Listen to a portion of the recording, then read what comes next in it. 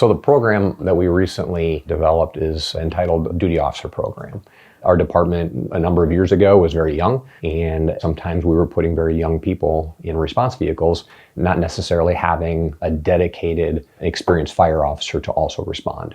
Largely that fell on the shoulders of myself being the first full-time employee of the department back in late 2017. That just wasn't sustainable. We made some attempts over the course of the more recent years to try to identify somebody to be around if I left town. One of the options that we explored was maybe a department right next to us had the same issues. And so we reached out to Coralville, and in fact, they're a department much like us, a city that's growing quickly, only have so many responders. And so we started to explore this idea of sharing a duty officer. And largely when we started, it was mostly for building fire calls. Over time, that morphed into cardiac arrest calls, it morphed into multi-vehicle car accidents, technical rescues, things like that. So the first thing we needed to do was identify the individuals within each department that could fill this role.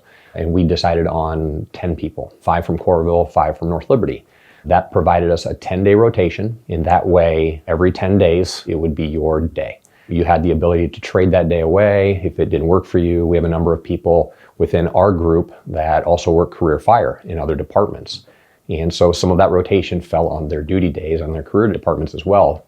So we wanted the ability to also be flexible enough to trade some of those days back and forth, which we do, and it works wonderfully. So we identified the people, and then we had to develop a schedule. We had to talk about how does this duty officer get alerted to the other department's calls.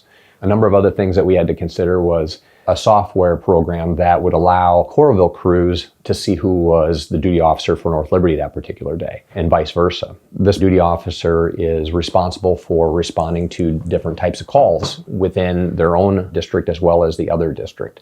That did not preclude senior members of the host department from responding. In fact, what we found over the course of time is that this program has allowed us to get additional experienced fire officers on the fire ground. We kicked the program off July 1st of 2025, and we're roughly 7.5 months into it now, and it's exceeded our expectations. Not only do we have an experienced fire officer every night or on the holidays or on the weekends, but it has grown into a much tighter working relationship between the two fire departments.